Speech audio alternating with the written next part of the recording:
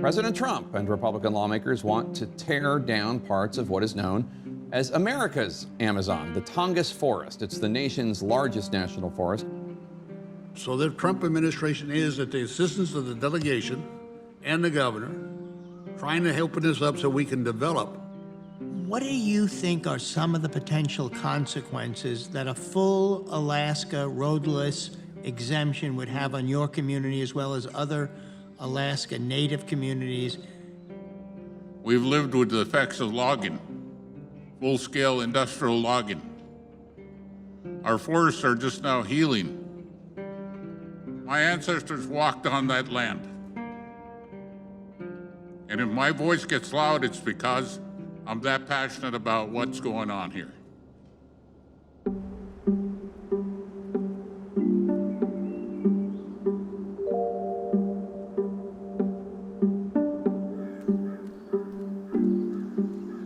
You know, we have a place that is like no place else.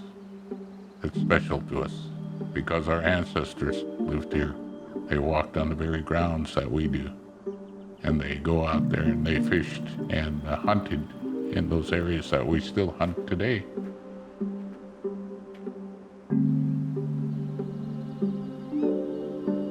The forest is very important. You can go out there and gather what you need to survive. It's our food security. We want to preserve that for our future generations.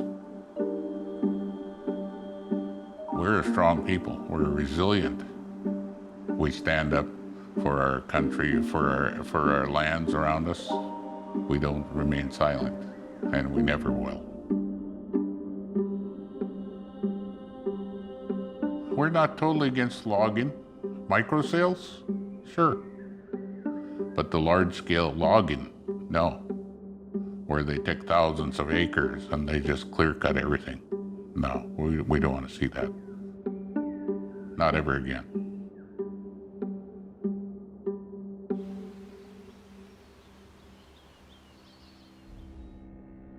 You know, what's going to happen if we cut all the old-growth trees down? Are we even going to have future generations? So it's important that we see these lands are protected.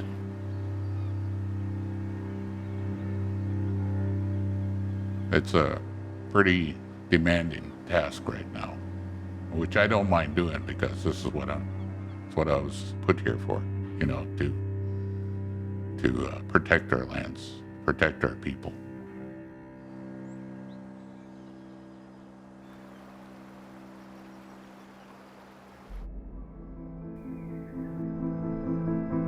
I come from a village of a little over 400 people. People ask us, why do you stay there? We stay there because that's where our ancestors come from. We've always been there. And that's our homeland. And we're not going to leave. We cannot have the boom and bust era of logging anymore.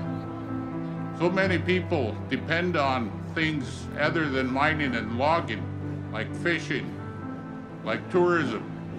Those are going to be the most important things to our region, plus our way of life as tribes.